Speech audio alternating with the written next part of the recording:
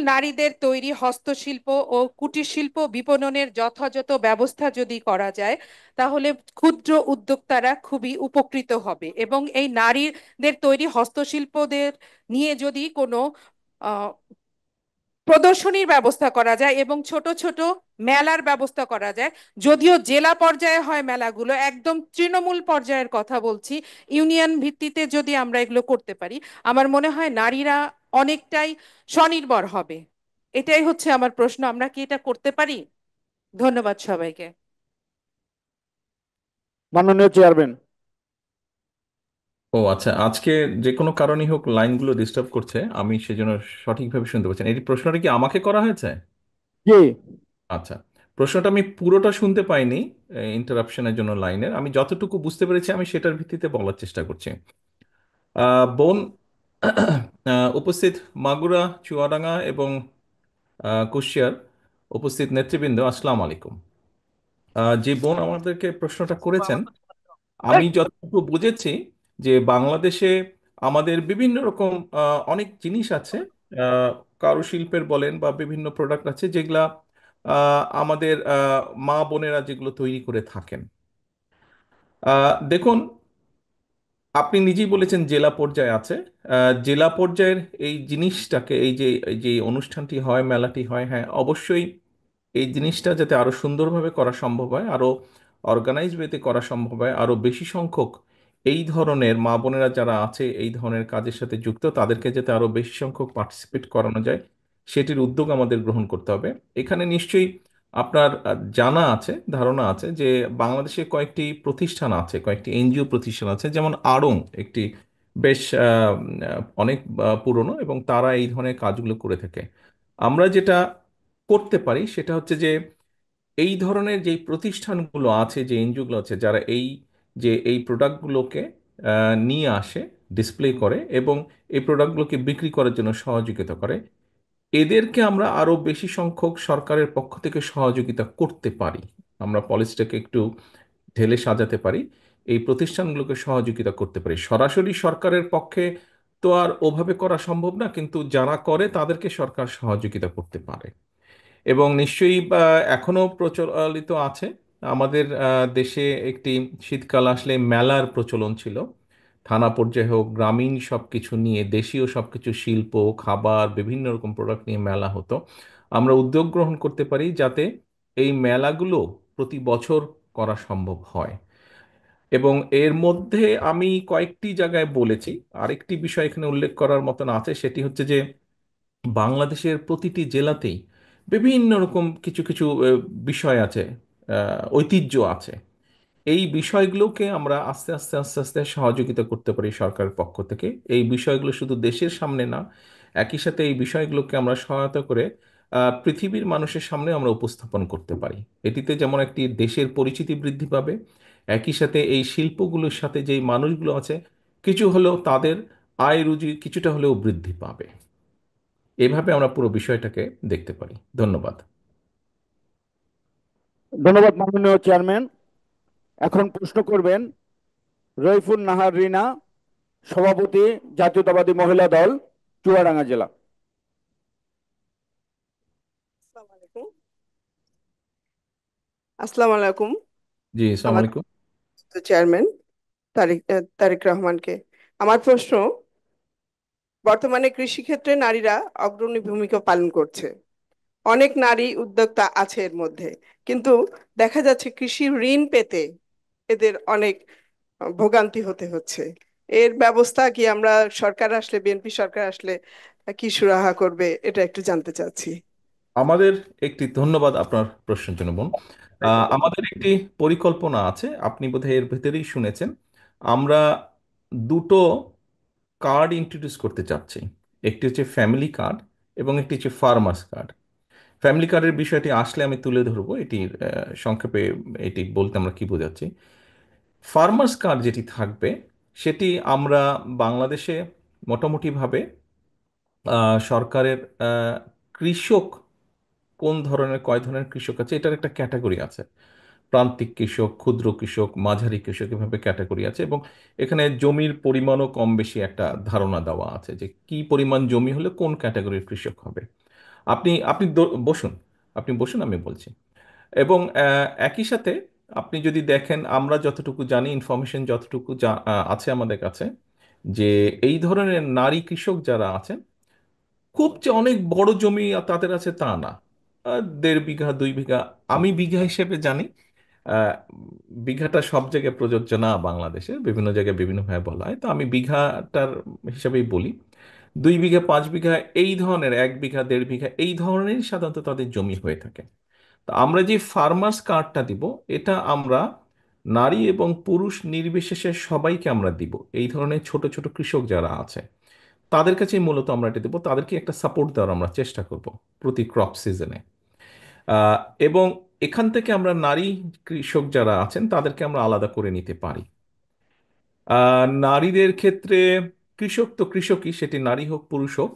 তবে আপনার এটি যদি প্রস্তাব আকারে আমরা গ্রহণ করে নিই, ইন দ্যাট কেস আমরা এই বিষয়টি নিয়ে অবশ্যই বিবেচনা করব যে নারী কৃষকদের এক্সট্রা কোনো কিছু আমরা করতে পারি কিনা, সেটি আমরা অবশ্যই বিবেচনার মধ্যে রাখবো।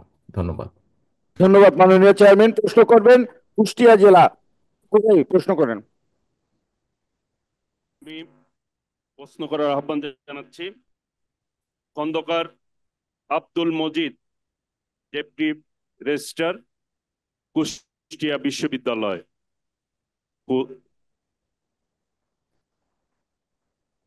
কুষ্টিয়ার লাইন। কুষ্টিয়া ইসলামী বিশ্ববিদ্যালয়, deputy registrar Khandaker Abdul Majid, Islamic বিশ্ববিদ্যালয়, কুষ্টিয়া।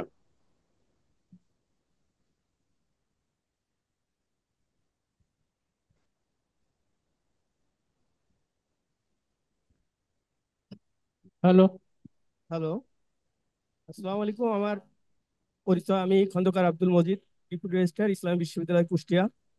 জি। আমার প্রশ্নটি হচ্ছে, শহীদ প্রেসিডেন্ট জিয়াউর রহমান 1977 সালে তৎকালীন ভারতীয় প্রধানমন্ত্রী গঙ্গা চুক্তির ফলে আমাদের এই অঞ্চলের 4টি জেলার, আমি কি প্রশ্ন, 4টি জেলার গঙ্গা কপোতাক্ষ সেচ প্রকল্প সহ এই জনপদের বিস্তীর্ণ জনপদ কৃষির স্বর্গরাজ্যে রূপান্তরিত হয়েছিল এবং এই এলাকার মানুষ মরুভূমি থেকে রক্ষা পেয়েছিল। কিন্তু বর্তমানে ভারতের অসহযোগিতার ফলে বর্তমানে গঙ্গা কপোতাক্ষ সেচ প্রকল্পটি প্রায় অকেজো এবং এই এলাকাটি এখন মরুভূমিতে রূপান্তরিত হয়েছে। বিএনপি যদি আগামীতে এ বিষয়ে কার্যকর পদক্ষেপ। ইন্টারনেট সমস্যা হচ্ছে মনে হয়। হ্যাঁ, ইন্টারনেট, কুষ্টিয়াতে ইন্টারনেটের সমস্যা হচ্ছে। জানার বিনীত প্রশ্ন রইল। ধন্যবাদ। মজিদ সাহেব, আমি এবং আমার মনে হয় চুয়াডাঙ্গা বা মাগুরাতে যারা উপস্থিত আছেন বোধহয় কেউই সম্পূর্ণ প্রশ্নটা আমরা শুনতে পাইনি। যতটুকু আপনি শুনতে পেয়েছি তার থেকে আমি যেটা বুঝতে পারছি যে আহ, ভারতের বিভিন্ন রকম বাঁধ নির্মাণের ফলে আমাদের অনেকগুলো নদী শুকিয়ে গিয়েছে, এবং তার ফলে আমাদের দেশের বিভিন্ন অঞ্চলে চাষাবাদ সহ বিভিন্ন আহ, সমস্যা দেখা দিচ্ছে যেগুলা পানির সাথে রিলেটেড। এটাই বোধহয় আপনার প্রশ্ন, যতটুকু বুঝেছি আমি। এটা, মাননীয় প্রধান অতিথি। জি, এটা যদি প্রশ্নটা হয়ে থাকে, এখানে একটা বিষয় আছে। ভারত বাদ দিচ্ছে, যা আন্তর্জাতিক আইনের লঙ্ঘন, এবং এটি দ্বিপাক্ষিক। অ্যাট দ্য সেম টাইম আন্তর্জাতিক অঙ্গনেও বিষয়টি আমাদেরকে রেইজ করতে হবে। আপনার নিশ্চয়ই মনে আছে, গতবার যখন আমরা দেশনেত্রী খালেদা জিয়া দেশ পরিচালনার দায়িত্বে ছিলেন, তখন কিন্তু উনি এই ফারাক্কার বিষয়টি জাতিসংঘে রেইজ করেছিলেন। একইভাবে আমাদেরকে আন্তর্জাতিক অঙ্গনের আশ্রয় নিতে হবে, তাদের সহযোগিতা নিতে হবে। অ্যাট দ্য সেম টাইম আমাদেরকে অবশ্যই ভারতের সাথে নিজেদের ভিতরে আলোচনা করে এই সমস্যার সমাধানটি করতে হবে, যুক্তি তর্ক বাস্তবতার ভিন্নতায়, বাস্তবতার আঙ্গিকে। একই সাথে সেটা তো ডিপ্লোম্যাটিক ব্যাপার, আন্তর্জাতিক ব্যাপার, কতদিনে কি হবে আমরা জানি না, কিন্তু আমাদেরকে যে কোনো মূল্যে এই প্রক্রিয়াটা শুরু করতে হবে। এটা গেল একটি। দ্বিতীয়ত হচ্ছে শহীদ জিয়ার সময় আপনার নিশ্চয়ই মনে আছে খাল কাটা কর্মসূচি ছিল আমাদের। এই খালগুলোকে এই খালগুলো ভরাট হয়ে গেছে, অনেক জায়গায় খালগুলো নিশ্চিহ্ন হয়ে গেছে, ওখানে যে কখনো খাল ছিল এটারই কোনো চিহ্ন নেই। দখল একই হয়ে সাথে গেছে। যে একই সাথে যেটা হয়েছে বাংলাদেশের বহু নদী, বহু ছোটখাটো বড় নদী, মাঝারি নদী, ছোট নদী যেভাবে বলি, বিভিন্ন অংশ ভরাট হয়ে গিয়েছে।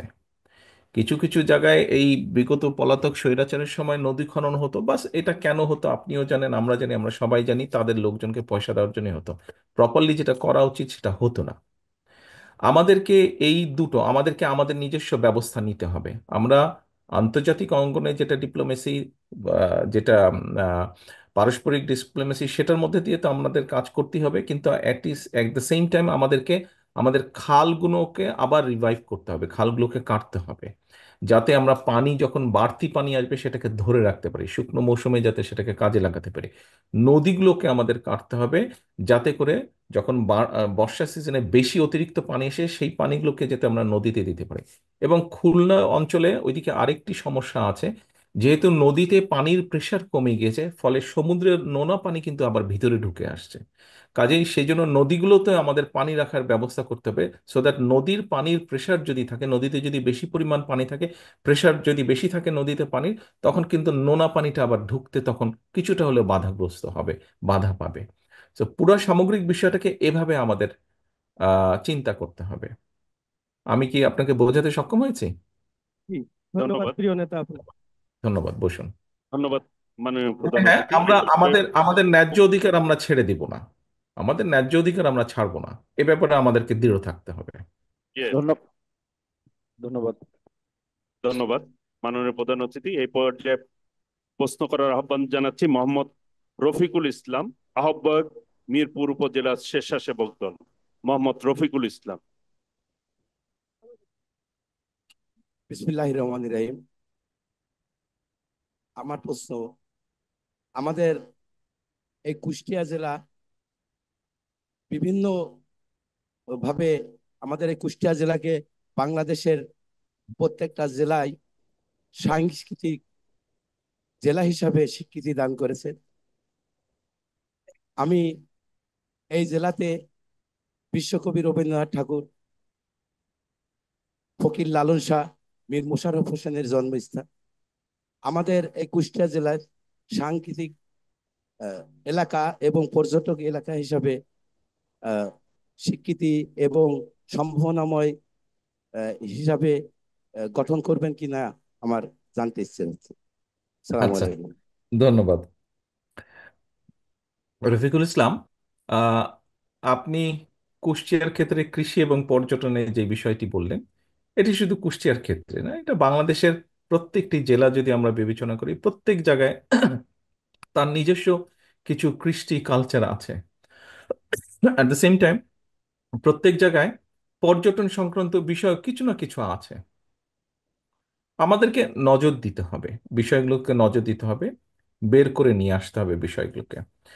এখন বললে অনেক কিছু বলা যায়, সুন্দর সুন্দর কথা অনেক বলা যায়, আমরা অনেক মানুষের কাছে অনেক সুন্দর সুন্দর কথা বলছি।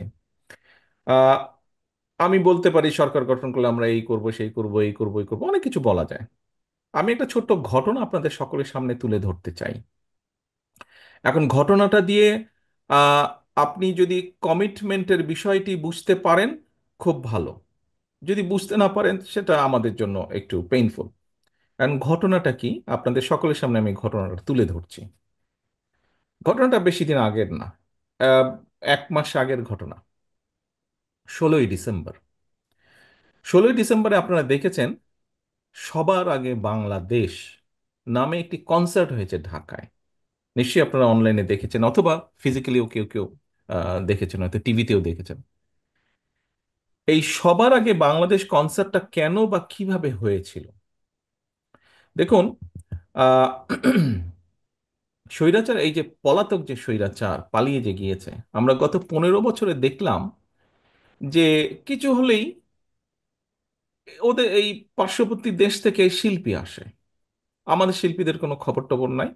কিছু হলেই, সেটা সরকারি অনুষ্ঠান হোক, বেসরকারি হোক, ব্যক্তিগত হোক, কিছু হলেই দেখি এই সব ওই দেশি শিল্পীরা আসে, গান করে, কি করে না করে। আর তারপরে তো দেখলাম এই যে যেই দলটি ভেঙে গেল, এদের এমপি মন্ত্রী, তথাকথিত এমপি মন্ত্রী যারা ছিল, একদম মাটিতে গেড়ে বসে দেখি দেখছে। খুবই ইনসাল্টিং ব্যাপার ছিল, নিজেকে খুব ছোট মনে হতো যে এটা কি করছে এরা। আচ্ছা, তারপরে এরা পালিয়ে গেল। 5 তারিখে পরিবর্তিত অবস্থা হলো। মানে 15 বছর দেখেছি শুধু ইন্ডিয়ান শিল্পী আসে, ইন্ডিয়ান শিল্পী আসছে, আশ্চর্য ব্যাপার। দেশি শিল্পীদের খবরই পাই না। আচ্ছা, এই 5 তারিখের পরিবর্তন হলো। 5 তারিখের পরিবর্তনের পরে হঠাৎ করে দেখলাম, এতদিন দেখলাম দিল্লি থেকে আসতো, এখন দেখি ইসলামাবাদ থেকে আসা শুরু করলো। এ পাকিস্তানি শিল্পী আসে, এ এসে এই কনসার্ট করে, ও এসে এই কনসার্ট করে। তো একদিন সকালে আহ, ও, নাস্তা খাওয়ার টেবিলে আমি যখন নিউজগুলো দেখছি, হঠাৎ দেখি যে এক পাকিস্তানি শিল্পী আসবে। কেন পাকিস্তানি শিল্পী আসবে? সে আসবে বৈষম্য বিরোধী আন্দোলনে যে সকল ছাত্রছাত্রী আহত হয়েছে বা বিভিন্নভাবে ক্ষতিগ্রস্ত হয়েছে, তাদের জন্য ফান্ড রেজ করবে। সেই শিল্পী কোনো পয়সা নিবে না, সেই ফান্ডের জন্য যা পয়সা উঠবে সেটা সব তারা সেই ফান্ডে দিবে। কিন্তু ওখানে একটা ভিতরে লুকোনো ব্যাপার ছিল, বিপিএল এর খেলা ছিল। সেই বিপিএল এর খেলার নাম করে সেখান থেকে পত্রিকার নিউজে যা আমি দেখলাম, 3.5 কোটি টাকা সে নিয়ে যাবে বা নিয়ে গিয়েছে। সকালে নিউজটা দেখার পরে আমার খুব মেজাজ খারাপ করলো, খুব বিরক্ত লাগলো। আমি তখন আমাদের দলের যারা এই কালচারাল লাইনে যারা কয়েকজন জড়িত আছে, এরকম কয়েকজনকে আমি ডাকলাম। আমি ডেকে বললাম যে দেখো, সামনে 16ই ডিসেম্বর আমি একটি কনসার্টের আয়োজন করতে চাই ঢাকা শহরে।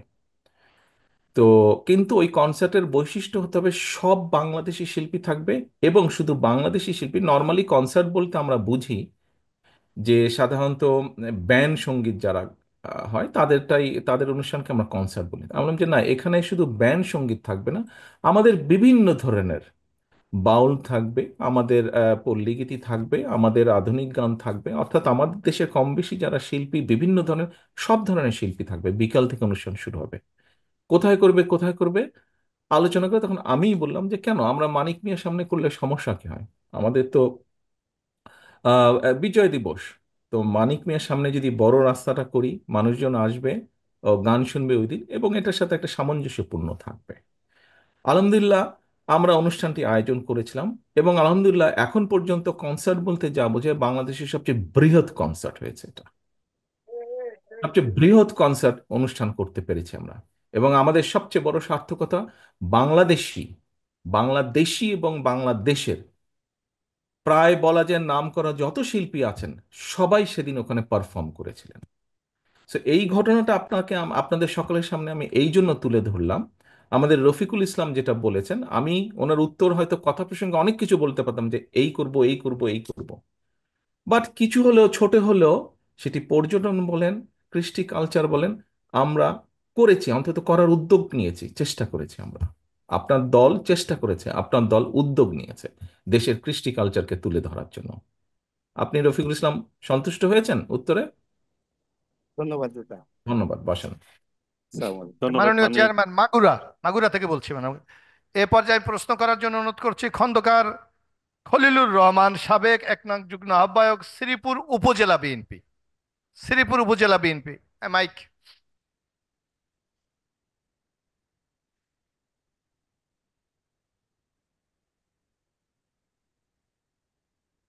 হ্যাঁ, তাড়াতাড়ি করেন।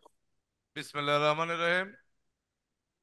প্রিয় নেতা, আমি আপনার 31 দফা বাস্তবায়নে বাংলাদেশ বিনির্মাণের যে 31 দফা আপনি দিয়েছেন, এই 31 দফার মধ্যে আমি খুব নিখুঁতভাবে এটা দেখেছি। আমার কাছে মনে হয়েছে একটি, যেটা 31 দফার মধ্যে 22 দফা, যেটা শহীদদের শহীদ মুক্তিযোদ্ধাদের রাষ্ট্রীয় মর্যাদা এবং স্বীকৃতি প্রদান, এই দফা 13ই জুলাই 2023 তারিখে রাষ্ট্র কাঠামো মেরামতের যে 31 দফা আপনি বাংলাদেশের মানুষের কাছে দিয়েছেন, তার পরবর্তীতে জুলাই আগস্টের যে বিপ্লব সংগঠিত হয়েছে, যে বিপ্লবের মাধ্যমে স্বৈরাচারী শেখ হাসিনা পলায়ন ঘটেছে, এই আন্দোলনে যারা শহীদ হয়েছে, আমি এই ধারার সঙ্গে 71 শুধু নয়, 24 জুলাই আগস্টের যে আত্মদান যারা করেছেন, তাদেরকে মুক্তিযোদ্ধা হিসাবে এখানে রাখার জন্য আমি বিনীতভাবে আপনার কাছে অনুরোধ জানাচ্ছি। এটাই আমার প্রস্তাবনা। ধন্যবাদ। প্রথমত ধন্যবাদ। আপনি একটু ছোট ভুল করে ফেলেছেন, ওটা 22 নম্বর, 23 নম্বর না, আপনি যা বলতে চাইছেন ওটা 22 নম্বর মনে হয়। হ্যাঁ, 22 বলছি। 22 হ্যাঁ, 22। বলেছেন? হ্যাঁ, আচ্ছা, 22 বলছি। ভাইস তাহলে ঠিক। বলেছেন। 22 আচ্ছা, বলছি। তাহলে ঠিক আছে। ধন্যবাদ আপনার প্রস্তাবনার জন্য। আমি এটা আমাদের সিনিয়র নেতৃবৃন্দ যারা আছেন তাদের সামনে এটা উপস্থাপন করব। ধন্যবাদ। আপনাকে। এ পর্যায়ে প্রশ্ন করার জন্য আমি অনুরোধ করছি জেলা মহিলা দল মাগুরার সভানেত্রী উম্মিয়া কুলসুম উর্মি।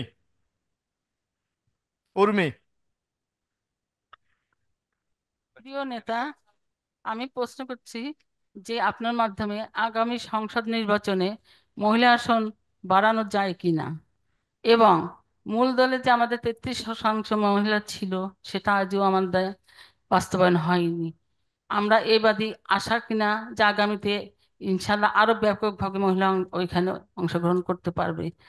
দ্বিতীয় প্রশ্ন হলো যে জাতীয় সংসদ নির্বাচন, সংসদ সদস্য, জেলা পরিষদ চেয়ারম্যান, উপজেলা পরিষদ চেয়ারম্যান, পৌরসভা মেয়র, ইউনিয়ন পরিষদ চেয়ারম্যান প্রাপ্ত নমিনেশন নারীদেরকে দেওয়ার বিষয়ে আমাদের বিএনপির কোনো সিদ্ধান্ত আছে কিনা?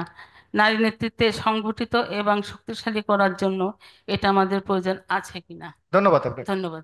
মানে চেয়ারম্যান। ধন্যবাদ।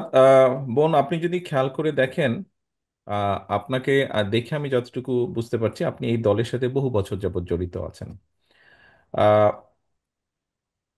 সবসময় কিন্তু বিএনপি যখন সুযোগ পেয়েছে রাষ্ট্র পরিচালনার, বিএনপি চেষ্টা করেছে এই যে সংসদের নারী আসন, শহীদ রাষ্ট্রপতি জিয়া রহমানের সময় এই নারী আসন বৃদ্ধি করা হয়। দেশনেত্রী খালেদা জিয়ার সময় এই মহিলাদের একজনকে তো আপনার যোগ্য করে করে তুলতে হবে। তো যে কোনো মানুষকে যে কোনো কাজের জন্য তাকে যোগ্য করে করে তুলতে হবে। তো যোগ্যতার প্রথম প্রথম যেই পদক্ষেপ বা প্রথম যেই ক্রাইটেরিয়া প্রয়োজন সেটা হচ্ছে শিক্ষিত করা। এবং নারীদের শিক্ষার ক্ষেত্রে দেশনেত্রী খালেদা জিয়ার উদ্যোগ বা অবদান নিশ্চয়ই আপনার জানা আছে। এখন আপনি বললেন যে এখানে আসন সংখ্যা বৃদ্ধি করা যাবে কিনা। আপনি যেখানে বসে আছেন আমি দেখতে পাচ্ছি আপনার আশেপাশে আমাদের আরো কিছু মহিলা নেত্রী বসে আছেন। এটা তো নির্ভর করবে বোন আপনাদের উপরে। আপনারা এই যে 33% ফুলফিল করতে বললেন, আমরা যদি বাস্তবতার বিবেচনায় আলাপ করি, 33% দিতে আমাদের কোনো আপত্তি নাই, বরং আমরা চাই সেটি হোক। কিন্তু এই 33% ফিল আপ করার জন্য আমাদেরকে অবশ্যই যোগ্য নেতৃত্ব প্রয়োজন, যার সংখ্যা তুলনামূলকভাবে দুঃখজনকভাবে কম। এখন আমরা যদি আমাদের আত্মীয় স্বজন বন্ধু বান্ধব তাদেরকে দিয়ে দিই, তাতে তো কোনো লাভ হচ্ছে না। আপনি শুধু লিস্টটা ফিল আপ করতে পারবেন, তালিকা হয়তো তালিকাতে নাম লিখতে পারবেন, কিন্তু মাঠে তো এর কোনো বাস্তবায়ন হবে না। তো সেই জন্য বিষয় হচ্ছে আমাদেরকে যোগ্যভাবে মহিলা নেতৃত্ব, নারী নেতৃত্ব, নেতৃত্ব দেওয়ার মতন মানুষগুলোকে আগে তৈরি করতে হবে। এখানে একটি বাস্তবতা আছে যেটি আমার কাছে মনে হয়, সেটি হচ্ছে যে এই যে বিগত 15 বছর আমরা সবাই দেখেছি যে আহ, কিভাবে দেশকে বিরাজনীতিকরণ করণের চেষ্টা করা হয়েছে। সেখানে যেখানে পুরুষ নেতৃত্ব, পুরুষ নেতাকর্মী, রাজনৈতিক নেতাকর্মী বলুন অথবা বিভিন্ন সামাজিক সংগঠনের যে কোনো মানুষ যারা সমাজে দেশে মানুষের কথা বলতে চেয়েছে, পুরুষ মানুষদেরকেই যেভাবে অত্যাচার নির্যাতন করা হয়েছে, স্বাভাবিক বাংলাদেশের পারিবারিক এবং সামাজিক প্রেক্ষাপটে নারীদের জন্য সেটা খুব ডিফিকাল্ট। পুরুষদের জন্য ক্ষেত্রে বিশেষে ডিফিকাল্ট ছিল, নারীদের জন্য ডিফিকাল্ট ছিল। আমরা সকলে মিলে যেটা প্রত্যাশা করি, আগামী দিনে আমরা একটি একটি স্বাভাবিক সমাজ, স্বাভাবিক রাজনৈতিক অবস্থা তৈরি করতে সক্ষম হব। এই যে জুলাই আগস্টে যে আন্দোলন হলো, এটা তো ছিলই বৈষম্য বিরোধী, অর্থাৎ বৈষম্য থাকবে না, যোগ্যতার ভিত্তিতে, মেধার ভিত্তিতে হবে। আমরা যদি এই বিষয়টিকে আমাদের মাথায় রাখি, সামনে রাখি, তাহলেও নারী নেতৃত্ব সামনে আনতে হলে তাদেরকে যোগ্যতার ভিত্তিতেই আমাদেরকে আনতে হবে। সো আগামী দিনে, সামনের দিনে আমাদের প্রত্যাশা থাকবে যে আমরা একটি স্বাভাবিক সমাজ ব্যবস্থা, স্বাভাবিক রাজনৈতিক ব্যবস্থা দেশে গড়ে তুলতে সক্ষম হব। করার মতন সবাইকে মিলে চেষ্টা করতে হবে, এবং যেখানে একটি মিনিমাম নিরাপত্তা থাকবে প্রত্যেকটি মানুষের, নারী বা পুরুষ যেই হোক না কেন, এই নিরাপত্তাটা এই নিরাপত্তাটা যদি নিশ্চিত করা সম্ভব হয়, আমি ব্যক্তিগতভাবে দৃঢ়ভাবে বিশ্বাস করি পুরুষ নেতৃত্ব যেমন আসবে, ঠিক একইভাবে যোগ্য নারী নেতৃত্ব আস্তে আস্তে বেরিয়ে আসবে। আমাদেরকে একটু অপেক্ষা করতে হবে, একটু অপেক্ষা করতে হবে, ধৈর্য ধারণ করতে হবে। ধন্যবাদ। আনিসুর রহমান তালুকদার খোকন। ধন্যবাদ। প্রশ্ন করবেন শরীফুজ্জামান সিজার, সভাপতি চুয়াডাঙ্গা জেলা যুবদল। ওয়াহিদ, মাইক দাও। বিসমিল্লাহির রহমানির রহিম। ধন্যবাদ জানাই আমাদের প্রিয় অভিভাবক দেশনায়ক তারেক রহমানকে। আমার প্রশ্ন, আমাদের যে দফা আছে 25 এবং 26, শিক্ষা এবং স্বাস্থ্য, আমাদের শিক্ষা ব্যবস্থায় বর্তমানে আমাদের যোগ্য শিক্ষকের অভাব হয়ে পড়ছে। আর অন্যদিকে আমাদের শিক্ষা সামগ্রী যে উপকরণ করা আছে এত ব্যয়বহুল যে আমাদের সাধারণ মানুষ তাদেরকে সন্তানদেরকে লেখাপড়া করাতে পারছে না। যেহেতু এই শিক্ষা আমাদের মৌলিক অধিকার। আর একটা স্বাস্থ্যের কথা বলি, আমাদের হাসপাতাল আছে, ডাক্তার আছে, কিন্তু আমাদের এই দেশের মানুষ চিকিৎসা পাচ্ছে না। কারণ আমার যদি টাকা থাকে আমি চিকিৎসা পাবো, আমার যদি টাকা না থাকে আমি চিকিৎসা পাবো না। এই দূরকরণের জন্য আমরা এই 25 এবং 26 নম্বরের ভিতরে আমরা সুনির্দিষ্ট ভাবে আমরা এই শিক্ষা এবং স্বাস্থ্য খাতে আমরা আমরা কি করব, তাই আমরা কি করব? শিক্ষা যেন সহজলভ্য হয়, তাদের বই পুস্তক উপকরণ যে কোটা সহজলভ্য করা, এবং স্বাস্থ্য খাতে যে আমাদের যে ডাকাতি চলছে এই ডাকাতিটা কিভাবে বন্ধ করতে পারে, সাধারণ মানুষ যেন হাসপাতালে ওষুধ পায়, সাধারণ মানুষ যেন হাসপাতালে যায় তাদের চিকিৎসা পায়, কেউ যেন বিনা চিকিৎসায় মৃত্যু না ঘটে। ধন্যবাদ প্রিয় নেতা। সিজারের প্রশ্নটা খুব গুরুত্বপূর্ণ একটা প্রশ্ন। এখানে দুটো প্রশ্ন আছে, একটা শিক্ষার বিষয়, একটা স্বাস্থ্যের বিষয়।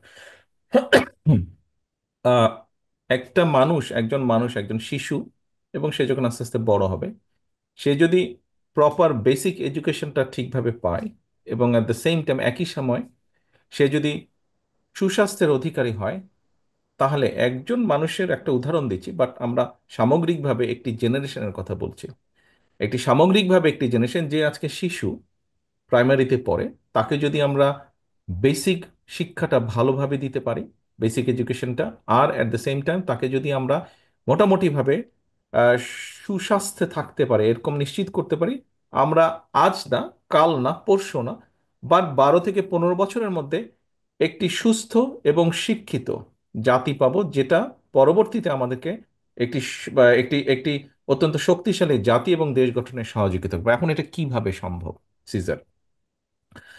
আহ,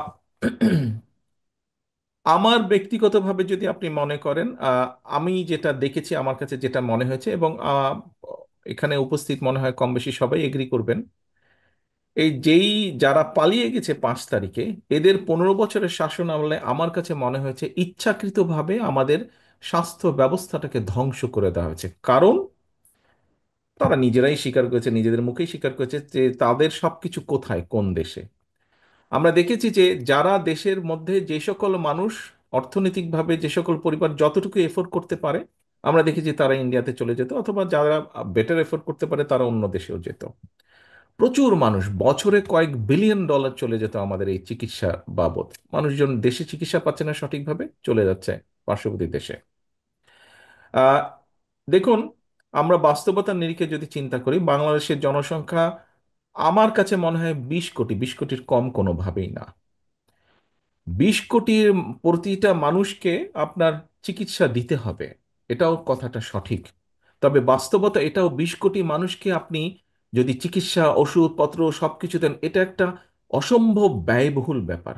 আমি যেই দেশে আছি, যুক্তরাজ্য, এই যুক্তরাজ্যে এই দেশের নিয়ম, যে এই দেশের যারা বৈধ নাগরিক তাদেরকে এই দেশের সরকার বা রাষ্ট্র শিক্ষা এবং স্বাস্থ্য দিবে।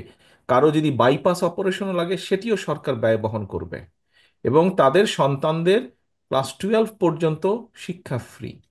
এখন কিন্তু যুক্তরাজ্যের এইটা নিশ্চিত করতে গিয়ে তাদের অনেক খরচ হচ্ছে, অসম্ভব টাকা ব্যয় হচ্ছে, বাজেটের মধ্যে অসম্ভব প্রেশার পড়ছে, এবং অনেক জায়গায় সঠিকভাবে এরাও ব্যর্থ হচ্ছে, চিকিৎসা দিতে পারছে না। মানে চিকিৎসা দিতে পারছে না এই অর্থে যে অনেক লম্বা কিউ লাইন হয়ে যাচ্ছে। আহ, আহ, ডাক্তারের সংখ্যা কমে গিয়েছে, নার্সদের ডাক্তারদের উপরে অনেক প্রেশার, রোগীর সংখ্যা বেড়ে গিয়েছে। এখন এরা যেই জিনিসটা করছে, নতুন একটা স্বাস্থ্যের ব্যাপারে এটা একটা নতুন চিন্তা ভাবনা করে অলরেডি কাজ শুরু করেছে। এটা শুধু যুক্তরাজ্য করছে না, পুরো ইউরোপে এটা আস্তে আস্তে এরা করার চেষ্টা করছে, প্রত্যেকটা দেশ যারা গণতান্ত্রিক দেশ। কি সেটা? যেটা শহীদ রাষ্ট্রপতি জিয়া রহমান আজকে থেকে 30 বছর 40 বছর আগে করেছিলেন, পল্লী চিকিৎসক। নিশ্চয়ই এখানে অনেক মুরব্বী নেতৃবৃন্দ আছেন, আপনাদের নিশ্চয়ই মনে আছে শহীদ জিয়ার সাথে যারা কাজ করেছেন ওই সময়। এর বাইরেও নিশ্চয়ই অনেকে জানেন পল্লী চিকিৎসক অর্থাৎ প্রিভেনশন। একটা মানুষ অসুস্থ হবার আগেই যদি আপনি মানুষটাকে সচেতন করতে পারেন যে ভাই তুমি এই করোনা, তাহলে তুমি এই অসুখ থেকে, জ্বর সর্দি কাশি এটা নর্মাল ব্যাপার, এটা কিছু না। কিন্তু ধরেন হার্টের অসুখ, কিডনির অসুখ, ডায়াবেটিস, এইগুলাই মূলত মেইন সমস্যা। তো এখন আপনি কি কি করলে ডায়াবেটিস থেকে আপনি রক্ষা পাবেন, ডায়াবেটিস থেকে রক্ষা পেলেই আপনি মোটামুটি সুস্থ থাকতে পারবেন। কি কি হলে আপনি হার্টের অসুখ থেকে রক্ষা পাবেন, কি কি হলে আপনি কিডনির সমস্যায় ভুগবেন না। প্রিভেনশন। আমাদের যেটা স্বাস্থ্য ব্যবস্থার মানে কোইন্সিডেন্টলি এমন হয়েছে যে এই মিটিং এর পরে সন্ধ্যা 6:30টার সময় আমি আমাদের নেতৃবৃন্দ আজকে অলরেডি দলের পক্ষ থেকে স্বাস্থ্য সংক্রান্ত যেই পলিসি সেটা নিয়ে আমাদের আলোচনা আছে। তো আপনি আজকে এই প্রশ্নটা করেছেন। প্রিভেনশনের ব্যাপারে অলরেডি আমরা আলোচনা করে সিদ্ধান্ত নিয়েছি। আমরা যেটা করব সারা দেশে, আহ, যেমন ধরেন আমরা হয়তো উদাহরণস্বরূপ বলছি, 1 লক্ষ পল্লী চিকিৎসক বা যেটাই আমরা নাম দেই, পল্লী চিকিৎসকের নাম দেই অথবা যেটাই নাম দেই, অর্থাৎ মেডিকেল রিপ্রেজেন্টেটিভ সর্ট অফ স্বাস্থ্যকর্মী আমরা নিয়োগ দান করব। সে 1 লক্ষ উদাহরণস্বরূপ বললাম।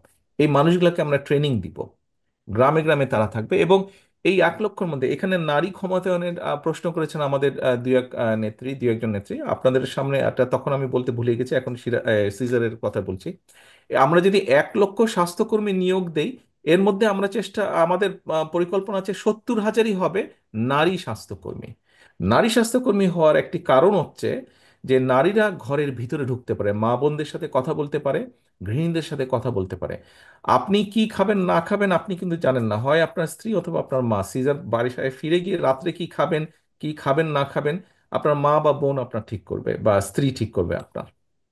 এখন আমরা যদি গৃহিণীদেরকে এ ব্যাপারে সচেতন করতে পারি যে তেলটা কম ব্যবহার করবেন, লবণটা কম ব্যবহার করবেন, চিনিটা কম ব্যবহার করবেন, চিনিটা মিষ্টি কম খেলে ডায়াবেটিকের সম্ভাবনা কমে যাবে, তেল ভাজা পোড়া এগুলা কম খেলে হার্টের সমস্যা কমে যাবে, লবণটা কম খেলে প্রেশারের সমস্যা কমে যাবে।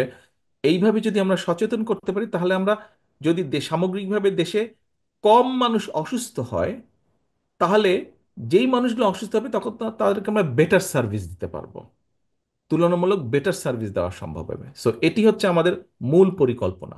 আমরা চেষ্টা করব, উদ্যোগ গ্রহণ করব যাতে দেশে অসুস্থতা পরিমাণ কমে যায়। আপনি যদি জ্বর সর্দি কাশি বলেন সেটা বিষয় না, বড় অসুখ যেগুলা মানুষকে ভোগায়, একটি পরিবারকে সর্বশান্ত করে দেয় চিকিৎসার জন্য, এই ধরনের অসুখ বিসুখের থেকে মানুষকে যাতে দূরে রাখা সম্ভব হয়। এটি গেল চিকিৎসা সংক্ষেপে। বুঝতে পেরেছেন? আচ্ছা, আসেন এবার শিক্ষা। আপনার সাথে আমি একদম একমত। দেখেন, নেপোলিয়ান একটা কথা বলেছিল, নেপোলিয়ান সেই যোদ্ধা একটা কথা বলেছে যে আমাকে শিক্ষিতা মানে একজন শিক্ষিত মা দাও, আমি শিক্ষিত জাতি দিব তোমাদেরকে। আমাদের প্রাইমারি এডুকেশন, আমি ব্যক্তিগতভাবে বিশ্বাস করি এবং আমার আলোচনার পরিপ্রেক্ষিতে আমরা দলীয় ফোরাম থেকে আমরা সিদ্ধান্ত নিয়েছি যে এই যে শিক্ষার বাজেট শিক্ষাতে প্রথমত মিনিমাম আমাদের বাজেটের মিনিমাম 5% আমরা ব্যয় করব। এবং এই ব্যয়টা কিন্তু স্কুল বিল্ডিং, কলেজ বিল্ডিং এগুলা নির্মাণের জন্য না, এগুলা কম বেশি আছে। আমরা যেটি মূল অংশ ব্যয় করার চেষ্টা করব সেটা হচ্ছে যে আমরা প্রাইমারি শিক্ষক যারা আছেন, প্রাইমারি স্কুল শিক্ষক যারা আছেন তাদেরকে প্রথমত ট্রেনিং দিব আমরা। 1 নম্বর, কিভাবে বেটার এডুকেশন ওনারা বাচ্চাদেরকে দিতে পারবেন, এটা প্রথমে ট্রেনিং দেওয়া হবে, ভালোভাবে ট্রেনিং দেওয়া হবে এবং এই ট্রেনিংটা অব্যাহত থাকবে। সারা জীবন যে একবার ট্রেনিং করবেন উনি না, হয়তো দেখা যাবে 2-1 বছর পর পর নিয়ে আসা হচ্ছে, ট্রেনিং দেওয়া হচ্ছে, এটা কন্টিনিউয়াস প্রসেস থাকবে। এটা হলো নাম্বার 1। দ্বিতীয়ত হচ্ছে যে আমরা আমাদের মূল লক্ষ্য হচ্ছে প্রাইমারি শিক্ষকদেরকে আহ, অর্থনৈতিকভাবে তাদেরকে সহযোগিতা করা, অর্থাৎ বেতন ভাতা দিয়ে এমন একটা পর্যায়ে নেওয়া যাতে তার মাথার মধ্যে এরকম চিন্তা না থাকে যে কোনো রকমের স্কুলটা শেষ করে গিয়ে মুদির দোকানে বসতে হবে অথবা খেতে হাল বইতে হবে।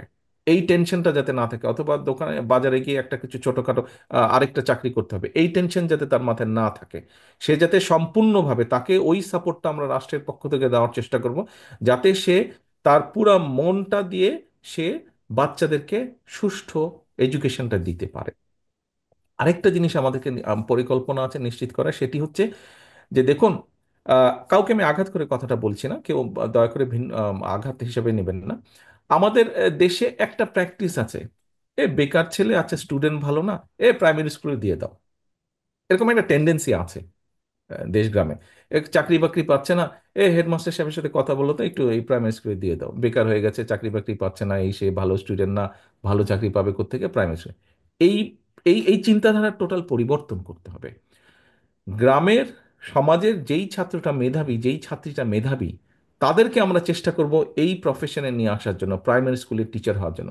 কারণ আপনি যখন একজন মেধাবীকে দিয়ে আরেকজন শিক্ষার্থীকে শিখাবেন, তখনই সেই শিক্ষার্থী ভালো শিক্ষাটা পাবে, সঠিক শিক্ষাটা পাবে। একজন মেধাবীর পক্ষেই সেটা সম্ভব, ভালো শিক্ষা দেওয়া, সঠিক শিক্ষাটা দেওয়া। Mister Caesar, are you satisfied? ধন্যবাদ প্রিয় অভিভাবক। ধন্যবাদ মাননীয় চেয়ারম্যান। এখন প্রশ্ন করবেন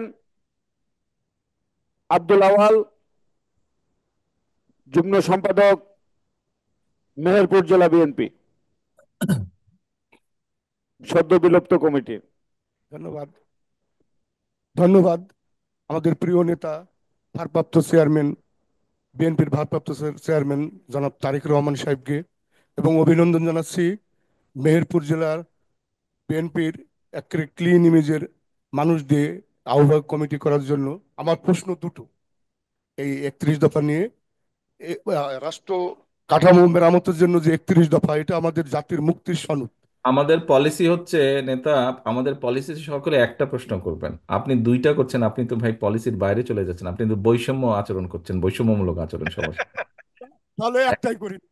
একটাই করুন। আমি 21 নম্বর স্থানীয় মানে প্রশাসন এবং সেবা বিকেন্দ্রীকরণের লক্ষ্যে স্থানীয় সরকার ব্যবস্থাকে ই করা, ঢেলে সাজানো এবং ক্ষমতায়ন করা এবং স্বশাসিত করা।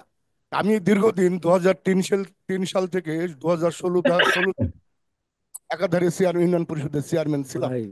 তো সে সময় দেখেছি মাননীয় সংসদ সদস্যরা উপদেষ্টা হয়ে ওই উপদেষ্টা হয়ে ইউনিয়ন পরিষদে এবং স্থানীয় সরকার পরিষদে হস্তক্ষেপ করে আমাদের কার্যক্রমকে ব্যাহত করত। যেহেতু আপনি স্থানীয় সরকারকে স্বশাসিত এবং ক্ষমতা 31 দফার ভেতরে আছে, এই মাননীয় সংসদ সদস্যদের এই উপদেষ্টা হিসাবে রাখার এই যে এটা, সেটা বিলুপ্ত করা যায় কিনা? ধন্যবাদ আপনাকে। আহ, আপনি যেই প্রশ্নটা করেছেন, এই প্রশ্নটা অনেক ভ্যালিড প্রশ্ন। আহ, আপনি যদি দলীয় রাজনীতি, দলের কথা চিন্তা করেন, আম, এটা ওপেন জায়গা, তারপরও বলছি আমি, কারণ আমার কাছে যেটা সঠিক মনে হয় আমি চেষ্টা করব সেটাই বলার জন্য।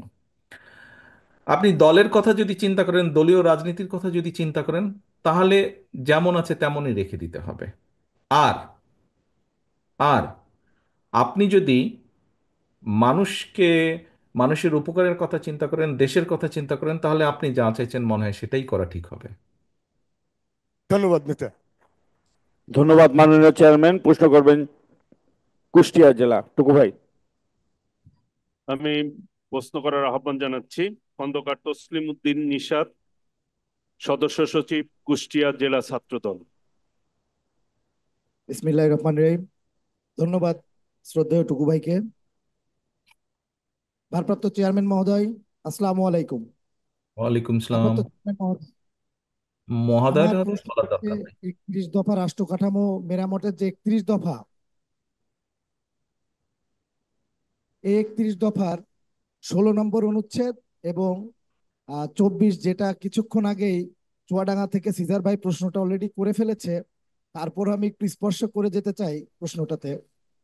চেয়ারম্যান মহোদয়, আমাদের 31 দফাতে স্পষ্টভাবে উল্লেখ করা আছে যে শিক্ষা খাতে জিডিপির 5%-এর বেশি আমরা সরকার গঠন করলে সেখান থেকে আমরা 5%-এর আমি বেশি আমি খরচ। মিনিমাম বলেছি, মিনিমাম 5% বলেছি, এটা বাড়তেও পারে। 5%-এর বেশি।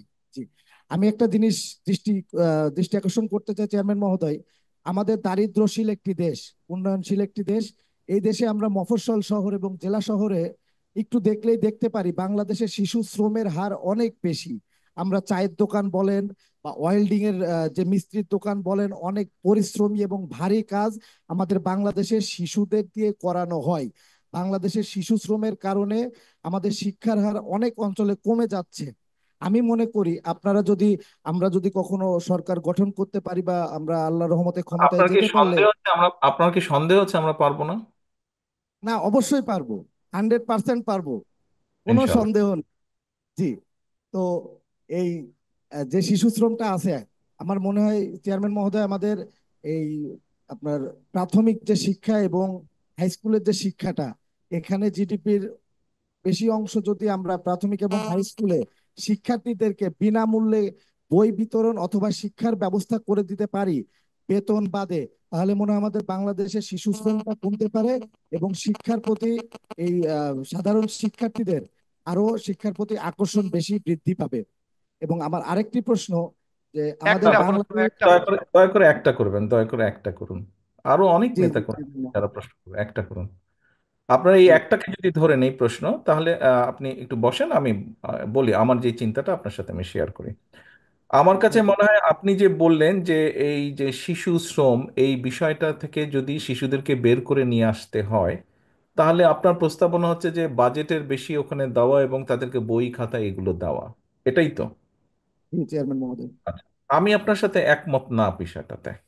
একমত না এই অর্থে, একটা বাচ্চা কেন বাধ্য হচ্ছে ওইখানে গিয়ে কাজ করতে, যেটা তার, যেই কাজটা তার ওই বয়সে করার কথা না, সেই কাজটা কেন সে বাধ্য হচ্ছে পরিবারের অর্থনৈতিক সংকটের কারণেই সে বাধ্য হচ্ছে, তাই তো? মূলত কিন্তু জি, এটাই, অবশ্যই। মূলত কিন্তু এটাই, যে পরিবারকে সাপোর্ট দেওয়ার জন্য, অর্থনৈতিকভাবে সাপোর্ট দেওয়ার জন্য তার বাবা বা মা যেই আর্নটা করছে সেখানে এনাফ না পরিবারকে চালানোর জন্য, সেই জন্য শিশু বয়সে তাকে বাধ্য হচ্ছে সে বাবা মাকে সাপোর্ট দেওয়ার জন্য বা সংসারকে সাপোর্ট দেওয়ার জন্য। আপনার নিশ্চয়ই খেয়াল আছে, আমাদের গতবার দেশনেত্রী খালেদা জিয়া যখন দেশ পরিচালনার দায়িত্বে ছিলেন, উনি একটি আহ, প্রকল্প গ্রহণ করেছিলেন এবং সেটি আমরা শুরুও করেছিলাম, যে একজন বাচ্চা যদি স্কুলে যায় তাহলে বাবা মা একটা সার্টেন অ্যামাউন্টের টাকা পাবে। দুইজন বাচ্চা যদি যায় তাহলে বাবা মা দ্বিতীয় বাচ্চার জন্য একটা সার্টেন অ্যামাউন্টের অর্থ পাবে। আপনার মনে আছে এই বিষয়টি? হ্যাঁ। জি জি সেখানে চেয়ারম্যান। তখন দেখা গিয়েছিল যে স্কুলে এনরোলমেন্টের সংখ্যা অনেক বেড়ে গিয়েছিল, কারণ যেই কারণে বাচ্চাটাকে বাধ্য হচ্ছে বাচ্চাটা যেতে পরিশ্রম করার জন্য, আপনাকে সেই বিষয়টাকে অ্যাড্রেস করতে হবে, সেই বিষয়টিকে আপনার অ্যাড্রেস করতে হবে। বই খাতার অভাবের জন্য যে সে যাচ্ছে তা না, সে যাচ্ছে কিন্তু তার সংসার চালানোর জন্য। কাজে তার সংসারের ক্ষেত্রে যদি আপনি মিনিমাম সাপোর্ট তাকে দিতে পারেন, যে কারণে সে বাধ্য হবে না শিশু শ্রমে যেতে, সেই শিশুটি বরং সে স্কুলে যাবে যেখানে তার যাওয়া উচিত বা যাওয়ার কথা, এই বিষয়টাকে আপনাকে এইভাবে দেখতে হবে। আমাদের, আপনি নিশ্চয়ই খেয়াল করেছেন, একটু আগে আমি বলেছি ফার্মার্স কার্ডের কথা, কিন্তু তখন আমি বলেছিলাম যে আমাদের একটি পরিকল্পনা আছে বাংলাদেশের সব পরিবার। আমি জানি না আপনি ম্যারিড কি আনম্যারিড, আপনি যদি ম্যারিড হয়ে থাকেন, আপনি কি ম্যারিড না আনম্যারিড? আনমেরিড।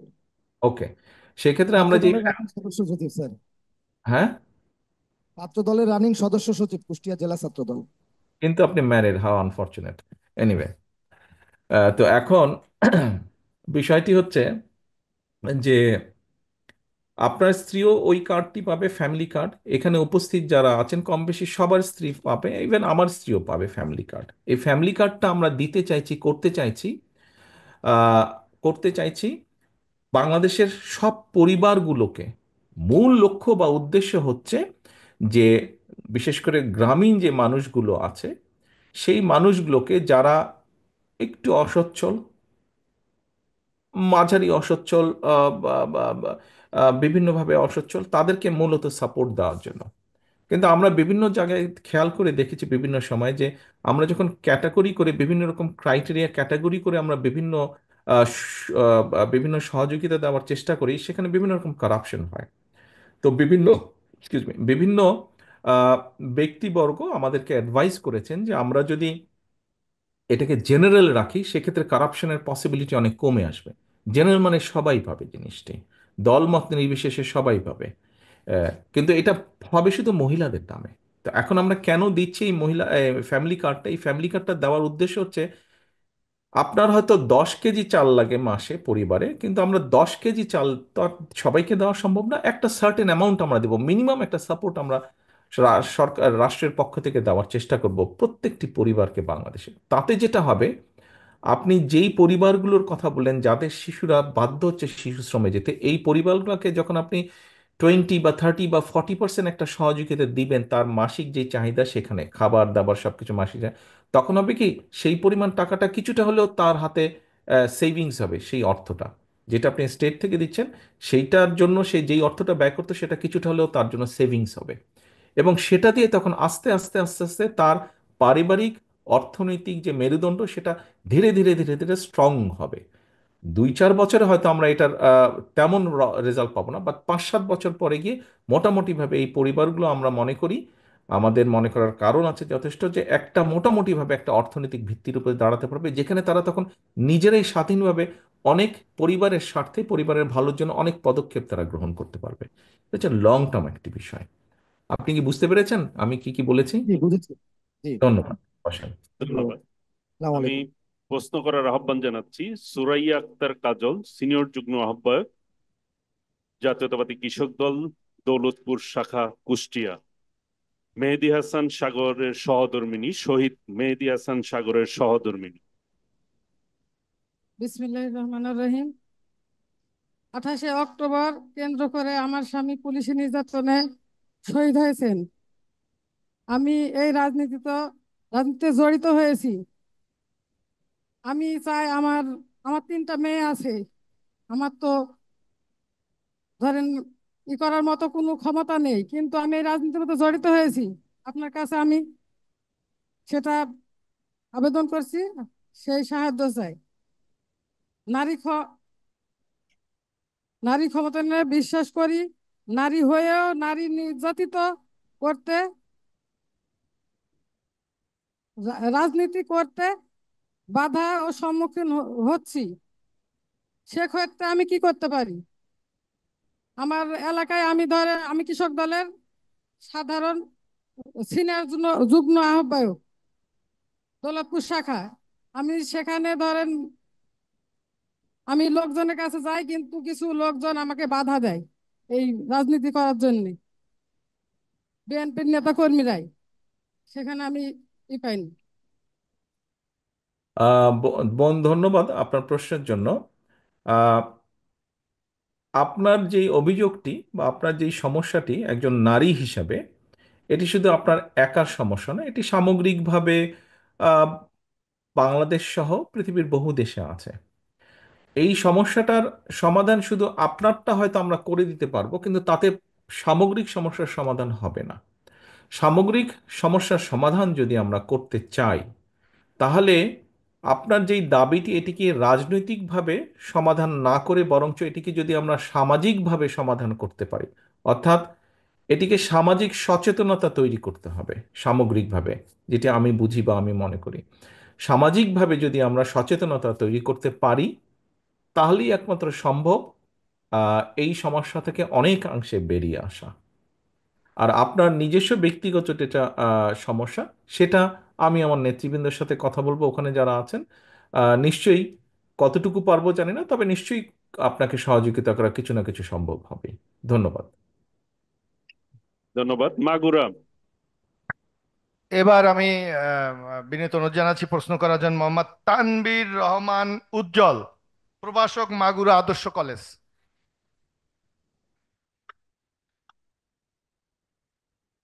আসসালামু আলাইকুম।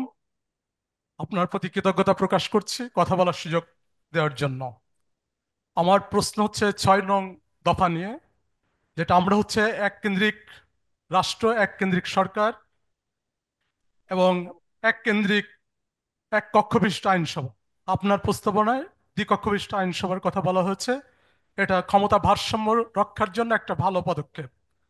ওখানে উল্লেখ আছে যেখানে রাজনীতিবিদ সমাজকর্মী সহ বিভিন্ন পেশার মানুষ এখানে আসবে। তো আমার প্রশ্ন এখানে, যেটা কি গণতান্ত্রিক উপায়ে এই দ্বিকক্ষ বিশিষ্ট আইনসভা উচ্চকক্ষ এটা করা হবে কিনা, এবং হলে কিভাবে হবে, এটা হচ্ছে আমার প্রশ্ন। এই ধন্যবাদ। ধন্যবাদ আপনার প্রশ্নের জন্য। দেখুন, এই পুরো কনসেপ্টটাই আমাদের দেশে খুবই নতুন। যেহেতু এই কনসেপ্টটা নতুন, এখানে আমরা বিশেষ করে যাদেরকে আমরা আনতে চাইছি, আপনি আমি আমরা রেগুলার রাজনীতি করি, এই মাঠের মধ্যে মিছিল মিটিং করা, বক্তৃতা বিবৃতি করা, ঝগড়া ফ্যাসাদ করা, চলে আসে ঝগড়াঝাটি করা, আমরা এগুলো করছি। বাট সমাজে এরকম অনেক ব্যক্তি আছেন, কেউ ডাক্তার, কেউ ইঞ্জিনিয়ার, কেউ সাহিত্যিক, কেউ লয়ার, কেউ বুদ্ধিজীবী, কেউ সাংবাদিক, আহ, এরকম বহু ব্যক্তি আছেন যারা এই রেগুলার রাজনীতিতে আসতে চান না, কিন্তু দেশ বা জাতি গঠনে, রাষ্ট্রের পুনর্গঠনে কন্ট্রিবিউট করার মতন তাদের সেই মেধা বা যোগ্যতা আছে।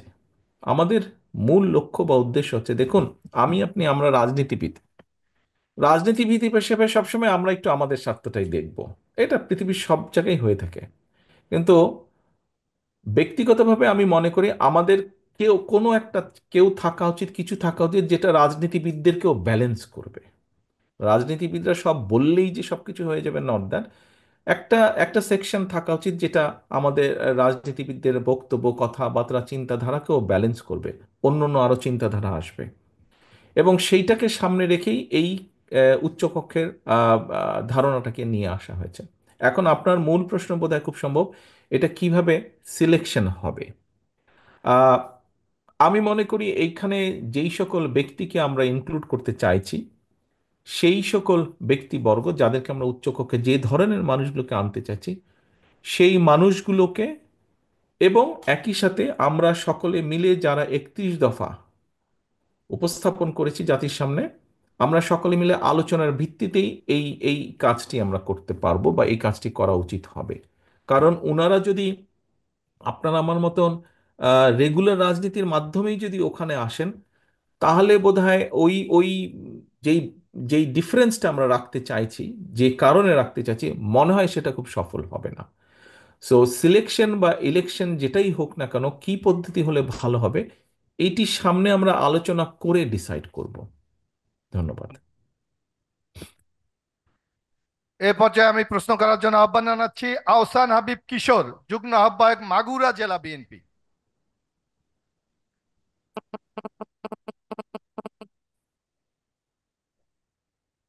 বিসমিল্লাহির রহমানির রহিম। প্রিয় নেতা, আসসালামু আলাইকুম। জি, ওয়ালাইকুম সালাম। আমার প্রশ্নটি নয়, আমার পরামর্শ এবং মন্তব্য প্রশাসনিক সংস্কার দফা 11। আমরা দুবার স্বাধীন হয়েছি, একবার 47 সালে, পরবর্তীতে 71 সালে। কিন্তু উপনিবেশিক সরকারের যে প্রশাসনিক কাঠামো, চরিত্র, যেটা জনবিরোধী এবং সামন্ততান্ত্রিক, সে চরিত্রের সাথে বিগত 16 বছরের যে জগদ্দল পাথরের মতো চেপে থাকা স্বৈরাচার, এই প্রশাসনের হাত ধরে, প্রশাসনের উপরে ঘাড়ে বন্দুক রেখে যে আমাদের দেশ শাসন করে গেছে অপশাসনের মাধ্যমে।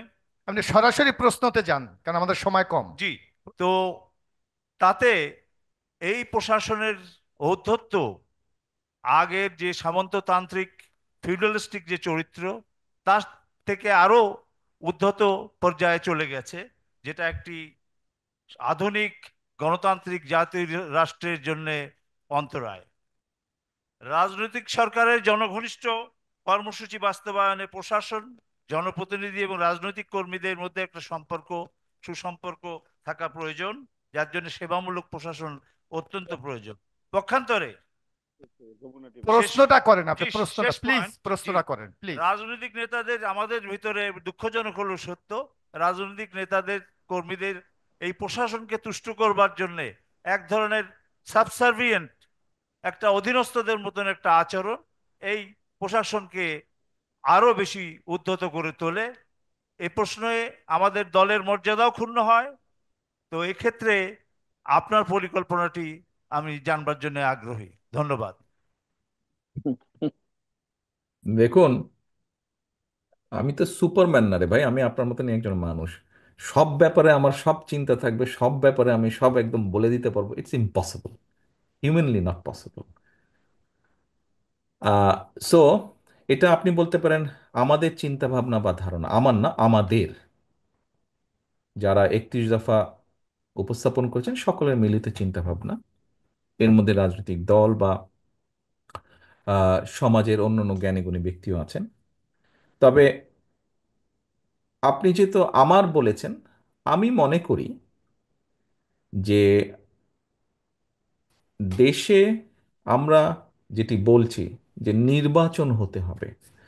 দেখুন, প্রশাসন বলেন, রাজনীতি বলেন, যেটাই বলেন না কেন, সবকিছুকে ব্যালেন্স করতে হবে। আপনি যেই অভিযোগটা তুলেছেন বা যেই চিত্র বর্ণনা করেছেন, পরিষ্কার বোঝা যাচ্ছে যে এখানে কোনো ব্যালেন্স ছিল না। ব্যালেন্স ছিল না বলেই এরকম একটা পরিস্থিতি বা চিত্র হয়েছে। কাজেই আমরা যদি আমাদের যে নির্বাচন আমরা চাচ্ছি, এই নির্বাচন শুধু জাতীয় ক্ষেত্রে না, এই নির্বাচন হতে হবে প্রত্যেকটি ক্ষেত্রে।